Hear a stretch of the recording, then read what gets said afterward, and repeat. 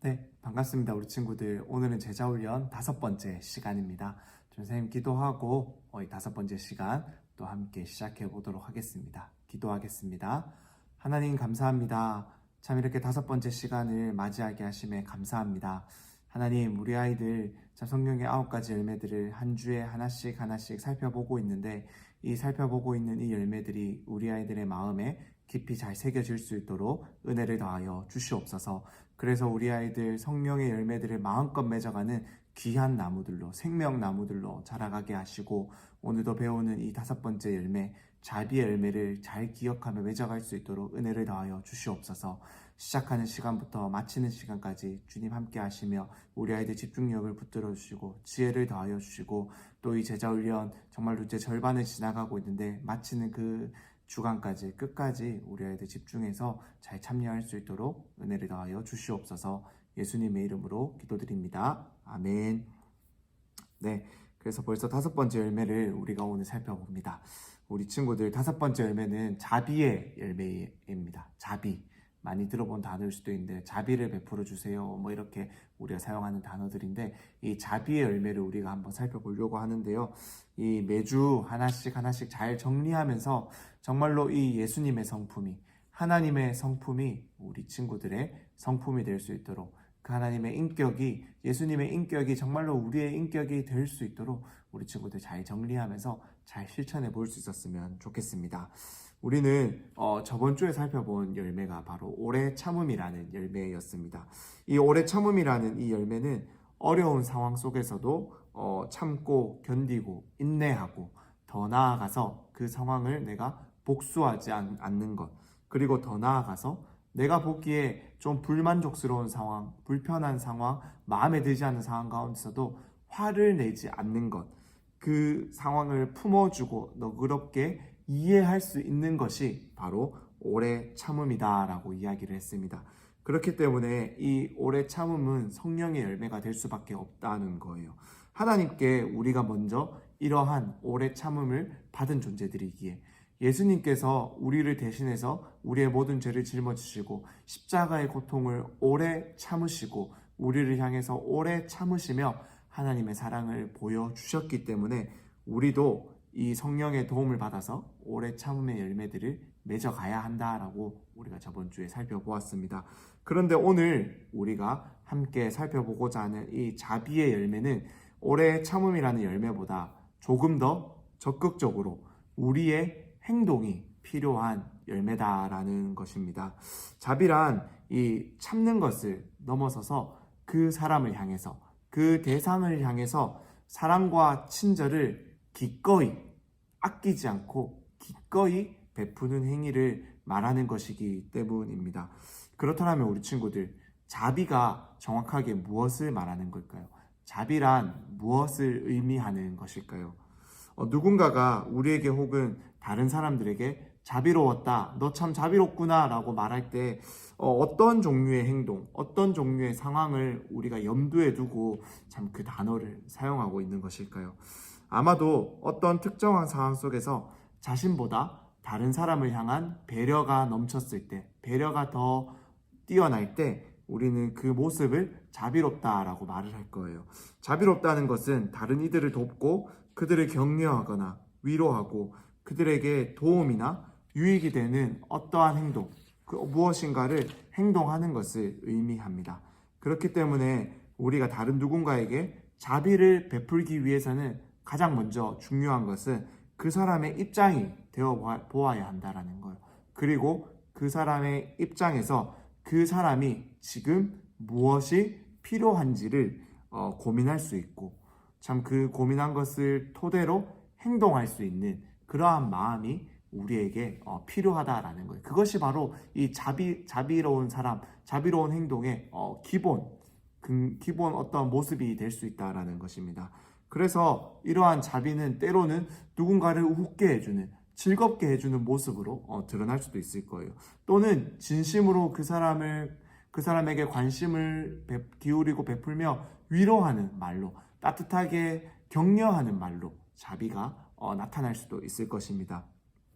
하지만 이러한 자비는 그러한 행동에서 더 나아가서 자신에게, 즉 나에게 어떠한 불편함이 생기고 손해가 생기고 내게 어려운 일이 생긴다 할지라도 다른 누군가를 위해서 내가 기꺼이 어떠한 행동을 취할 수 있는 것, 어떠한 행동을 할 수 있는 것을 성경은 바로 자비다라고 말하고 있다라는 것을 우리 친구들이 꼭 기억할 수 있었으면 좋겠습니다. 다시 정리하면은 이 자비란 다른 누군가에게 기꺼이 내어주는 것을 의미합니다. 어떠한 형태로든지 그를 돕기 위해서 기꺼이 내어주는 것을 의미해요. 나의 시간, 나의 힘, 나의 능력, 내가 가진 것을 아끼지 않고 손해보더라도 기꺼이 내어주면서 그 사람을 위해서 행동할 수 있는 것. 그것이 바로 성경이 말하는 자비다라는 거예요. 그렇기 때문에 이 자비는 의무를 초월해요. 의무를 초월합니다. 이게 무슨 뜻이냐면은, 즉, 내가 하지 않아도 되는 일을 기꺼이 하기로 선택하는 것을 의미한다라는 거예요. 의무를 초월한다라는 것은, 이 자비롭게 행동한다라는 것은 결코 우리에게 의무가 되는 일이 아니다라는 거예요.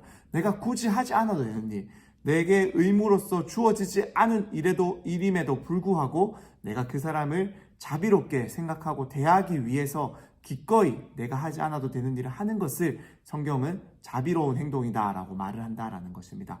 두 번째로, 보상을 초월하는 행동이에요. 즉, 내가 이 일을 한다라고 해서 어떠한 보상이나 대가가 내게 따르지 않더라도, 심지어 손해를 내가 본다 할지라도 기꺼이 하기로 선택하는 것을 성경은 자비로운 행동이다라고 말을 하는 것입니다.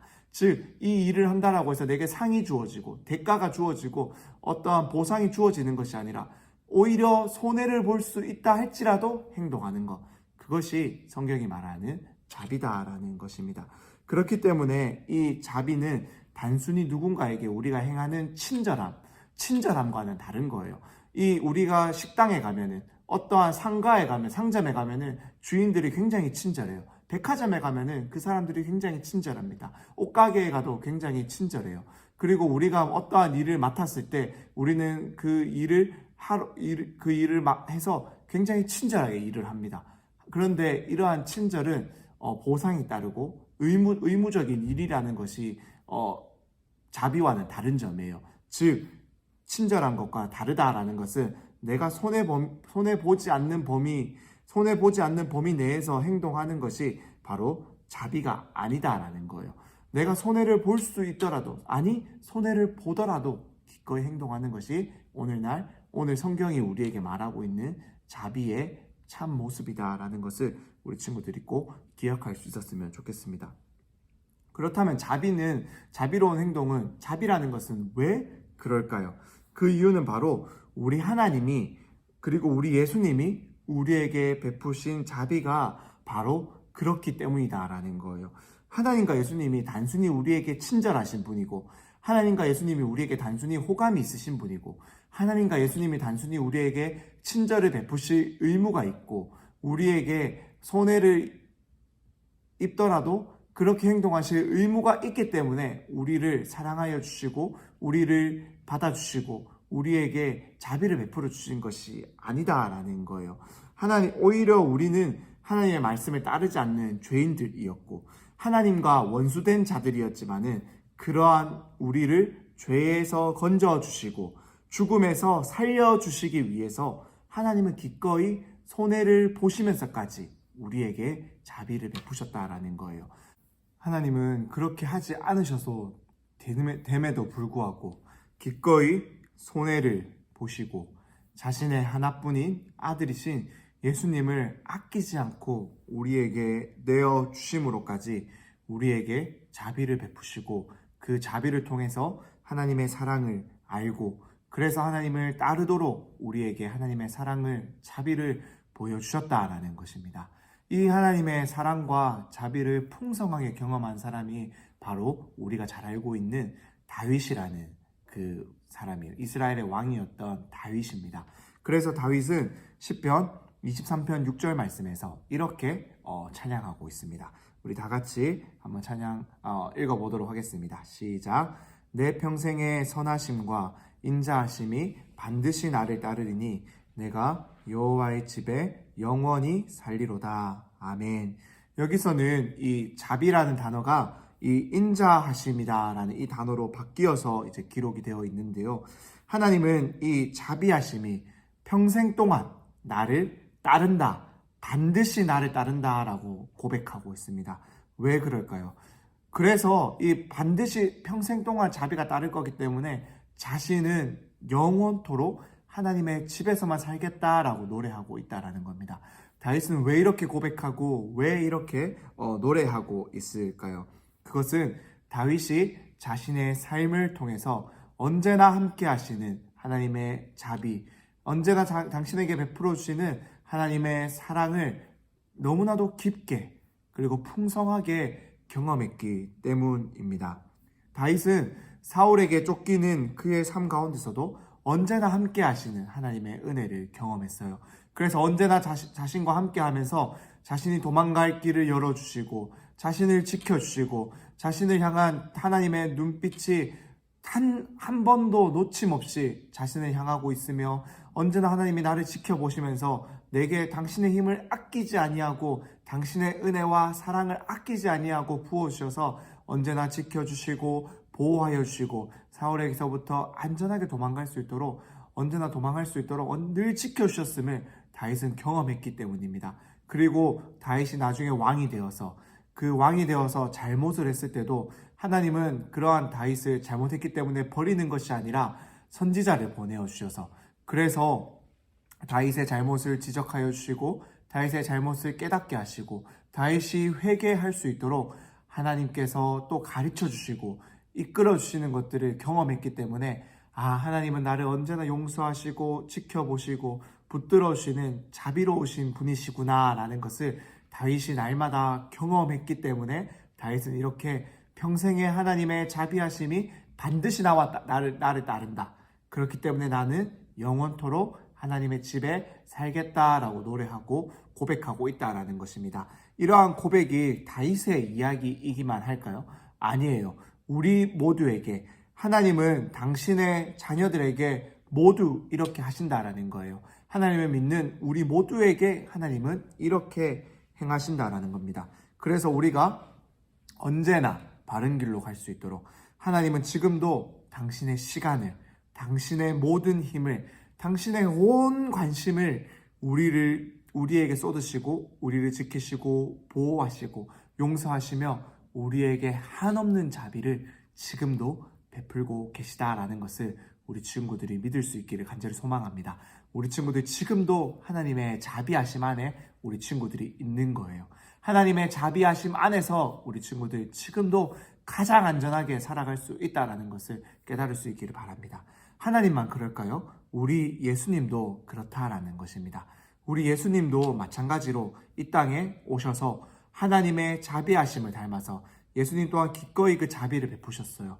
하늘에 자신의 그 자리를 포기하시고 버리시고 다 비우시고 하나님의 아들이라는 그 놀라운 위치를 버리시고 이 땅에 우리와 같은 모습, 우리와 같은 몸을 입고 이 땅에 내려오셔서 예수님은 직접 우리 한 사람 한 사람들을 만나 주셨어요. 언제나 많은 사람들 가운데서 자신의 힘을 아끼지 않으셨고 시간을 아끼지 않으셨고 능력을 아끼지 않으시고 기꺼이 베푸시며 그들을 고쳐주시고 위로하여 주셨고 하나님의 말씀을 가르쳐 주셨습니다. 그리고 언제나 죄인들과 함께 하시며 그들의 친구가 되어 주셨고 하나님의 말씀을 전하다가 욕을 먹어도 예수님은 그들에게 오히려 사랑으로 대하시며 그들을 사랑으로 품어주시는 자비의 모습을 우리에게 보여주셨다라는 것입니다. 예수님의 이러한 멈추지 않는 자비 때문에 우리는 하나님의 사랑을 알 수 있었고 예수님은 자신의 모든 것을 다 내어주심으로 십자가에 달려 죽기까지 우리를 향한 당신의 자비하심을 나타내 보여주심으로 우리는 죄에서 구원을 받고 목숨을 건짐받는 죽음에서 살게 된 존재들이 바로 우리가 되었다라는 것을 우리가 꼭 기억할 수 있기를 바랍니다. 예수님은 기꺼이 자비를 베푸셨어요. 어떠한 보상도 대가도 바라지 않고 자비를 베푸셨습니다. 그렇기에 바울 사도는 우리에게 이 하나님과 예수님의 이 자비하심을 우리가 담고 우리 안에 이 열매, 자비의 열매를 맺어야 한다라고 말하고 있습니다. 우리에게 이것은 꼭 필요한 열매다라고 말을 하고 있어요. 왜요? 우리가 그 자비하심을 받은 사람들이기 때문에 또다시 그 자비하심을 나누어 줄 수 있는, 자비를 베풀 수 있는 사람이 되어야 한다라는 것입니다. 그리스도인들인 우리가 서로를 자비롭게 여기고 더 나아가서 믿지 않는 사람들에게 이 하나님의 자비를 베풀 때 세상에서는 발견할 수 없는 이 하나님과 예수님의 자비를 그들은 볼 수 있게 됩니다. 그래서 그들은 우리가 베푸는 자비를 통해서 하나님을 알고 예수님을 알게 되는 거예요. 우리가 그들에게 자비를 베푼다라는 것은 그들에게 하나님을 소개하고 예수님을 전할 수 있는 가장 좋은 기회를 만들 수 있고 가질 수 있는 좋은 길이다라는 것을 우리 친구들 꼭 기억할 수 있기를 바랍니다. 그래서 골로새서 3장 17절과 23절 말씀에서 바울은 이렇게 이야기합니다. 우리 다 같이 한번 읽어보겠습니다. 17절 말씀입니다. 또 무엇을 하든지 말에나 일에나 다 주 예수의 이름으로 하고, 23절 말씀입니다. 무슨 일을 하든지 마음을 다하여 주께 하듯 하고 사람에게 하듯 하지 말라. 아멘. 이 말의 의도는 분명합니다. 이 말의 뜻은 분명해요. 17절의 말씀은 바로 내가 예수님이라면은 저 사람들을 위해서 무엇을 할 수 있을까? 그것을 고민해보고 그렇게 행동하자라는 거예요. 23절의 말씀은 내 행동을 받고 있는 저 사람이 과연 예수님이라면은 내가 어떻게 행동하는 것이 좋을까? 저 사람이 예수님이라면, 저기 힘들어하고 있는 나의 도움이 필요한, 나의 자비가 필요한 저 사람이 예수님이라면 내가 그에게 기꺼이 자비를 베풀지 않겠느냐라고 바울이 지금 이야기를 하고 있다라는 것입니다. 그래서 나의 생각, 나의 판단, 나의 계산으로 고민해보고 내가 손해볼 것 같으면 행동하지 않는 그러한 모습에서 벗어나서 예수님이라면 이 상황 가운데서 어떻게 하실까? 저 사람이 예수님이라면 내가 어떻게 행동하면 좋을까를 한 번 더 고민해보고 생각해보고 행동할 수 있기를 바울은 우리에게 권하고 있다라는 것입니다. 이러한 고민과 행동이 우리 안에 예수님을 닮아가는, 하나님을 닮아가는 성령의 열매인 자비를 맺게 할 것입니다. 이렇게 한 번 더 우리가 고민해보고 그렇게 행동할 때 우리의 행동은 예수님을 닮게 될 것입니다. 언제나 우리를 위해서 기꺼이 내어주시고 언제나 우리를 위해서 모든 것을 내어주시고 자비를 베푸시는 하나님과 예수님의 사랑을 기억하고 은혜를 기억하고 아끼지 않으시고 지금도 우리를 지켜보고 계시며 붙들고 계시며 언제나 우리를 향한 당신의 관심을 전혀 아끼지 않으시고 베풀어 주시는 그 하나님의 자비를 우리가 생각하여 보고 고민하여 볼 때 내 행동을 받는 분이 예수님이고 내가 정말로 예수님처럼 행동하겠다라고 고민하여 볼 때 우리는 우리의 행동을 통해서 자비의 열매를 맺어갈 수 있을 것입니다. 그렇게 한 번 더 고민해보고 행동하면서 자비를 다 베풀 수 있는 우리 친구들이 다 될 수 있기를 간절히 소망합니다. 그래서 선생님 오늘도 여러분들에게 이 실천과제를 주도록 하겠습니다. 이 실천과제를 통해서 여러분들이 이 자비 열매를 잘 맺어갈 수 있었으면 좋겠습니다. 먼저는 선생님이 영상을 하나 지금 보여줄 건데요. 이 영상을 보면서 과연 내가 같은 상황 또는 비슷한 상황에 처했을 때 나는 어떻게 행동했을까를 한번 고민해보고 솔직하게 한번 적어보면 좋을 것 같아요. 영상을 한번 보여주겠습니다. 회사 주차장에서 차에 깔릴 뻔한 고객을 구한 20대 계약직 직원이 크게 다쳤습니다. 평생 장애를 안고 살아가야 하는데도 이 청년은 후회하지 않는다며 의연한 모습을 보였습니다. 엄윤주 기자가 만나봤습니다. 지난달 23일 경기도 수원의 농협은행 경기영업본부 주차장. 아무도 안 탄 SUV 차량이 갑자기 후진하기 시작합니다. 놀란 차주가 급하게 차 뒤에서 밀어보지만 속수무책 쓰러지고 맙니다. 이때 농협 직원 28살 권현우 씨가 달려와 극적으로 차주를 밀쳐냅니다. 후진하는 차에 10m가량 밀린 50대 여성 차주는 결국 넘어졌고 이 여성을 구하기 위해 권 씨는 현관에서부터 이곳까지 뛰쳐나왔습니다. 권 씨는 업무차 현관을 나서던 길에 사고 현장을 목격하고 주저없이 뛰어들었습니다. 뒤에서 정 가운데에서 넘어졌는데 걔가 조금 밀고 있는 동안에 아주머니는 이제 다시 나왔죠. 손을 빼지를 못한 순간에 이제 그 순간에 가갖고 반바퀴리 해가지고 그 손이 끼어서 그렇게 손이 좀 다쳤어요. 차주는 가벼운 찰거상을 입었지만 권 씨는 손목 신경이 끊어지고 뼈가 부러지면서 32바늘을 꿰맸습니다.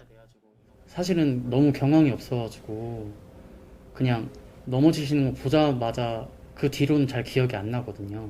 어느 정도 장애가 남을 수도 있다고 이야기해 주시더라고요. 하지만 권 씨는 그때 일을 후회하지 않습니다. 더 큰 사고를 막을 수 있었기에 당시로 돌아간다 할지라도 같은 선택을 했을 거라는 겁니다. 그 상황이 되더라도 제가 생각하고 한 게 아니기 때문에 아마 똑같이 하지 않을까 싶어요. 저로 인해서 그분이 안 다쳤잖아요. 그래서 후회하진 않습니다. 많이 다쳐갖고 지금 많이 걱정이 되는데 저희 그 농협에서는 현우 씨를 위해서 좀 뭐 산재 처리 등등 해서 피해가 없도록 제가 최대한 노력을 해서 이와 함께 권 씨의 정규직 전환에 가산점을 주기 위해 내부 상수혈을 검토하고 있습니다. YTN 엄인주입니다. 네, 어때요, 여러분? 참 이 농협 직원분이 자신이 어찌 보면은 평생 이 장애를 얻을 수 있음에도 불구하고 참 용기를 내서 참 이 운전자에게 자비를 베풀었던 모습을 우리가 발견할 수 있습니다. 이러한 것처럼 심각한 상황이 아니더라도 우리 친구들에게 어떠한 손해가 발생할 때, 어떠한 문제가 발생할 수 있음에도 불구하고 과연 자비를 베풀 수 있을까요?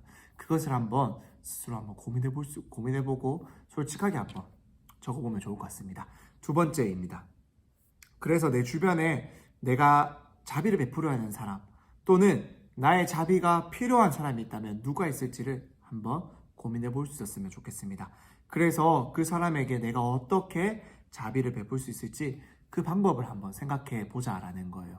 내 주변에 정말로 나의 자비가 필요한 사람, 내 자비를 받아야 되는 사람이 누군지를 한번 고민해 보고 그 사람에게 나는 어떠한 방법으로 내가 자비를 베풀 수 있을까? 예수님을 닮아 하나님을 닮아 자비를 베풀 수 있을까를 우리 친구들이 한번 고민해보고 실천 방안을 한번 적어볼 수 있고 또 실천할 수 있으면 실천까지 해볼 수 있었으면 좋겠습니다. 그럼 선생님 기도하고 오늘의 이 5번째 제자훈련 시간을 마무리하도록 하겠습니다. 기도하겠습니다. 하나님 감사합니다. 오늘도 우리 친구들과 함께 5번째 제자훈련 시간을 참 은혜 가운데 잘 마치게 하심에 감사합니다. 하나님, 우리가 하나님의 이 자비하심의 열매를 날마다 맺어갈 수 있기를 소망합니다. 우리가 하나님과 예수님의 사랑과 자비를 받은 자들이기에 우리도 이 자비를 전할 수 있는 행동으로 나타내고 보여줄 수 있는 사람들이 다 될 수 있기를 소망합니다. 하나님, 우리가 쉽지 않고 어렵지만은 이 열매를 맺어갈 수 있도록 은혜를 더하여 주시옵소서. 그래서 우리 아이들 정말로 한 주 한 주 매주 이 성령의 열매들을 배워가고 있는데 날마다 이 성령의 열매들 잘 기억하면서 매주 이 성령의 열매들을 잘 마음 가운데 새기고 맺어갈 수 있도록 하나님 은혜를 더하여 주시옵소서. 이제 5번째 시간을 지나고 참 절반 정도의 과정을 지나가고 있는데 우리 아이들 참 지치지 않고 하나님이 제자훈련 가운데 집중하여서 참여하면서 끝까지 잘 듣고 이 성령의 열매를 잘 기억하며 맺어갈 수 있는 귀한 우리 아이들 다 될 수 있도록, 그래서 성령의 열매를 마음껏 맺어가는 생명나무들로 다 자랄 수 있도록 하나님 은혜를 더하여 주시옵소서. 예수님의 이름으로 기도드립니다. 아멘.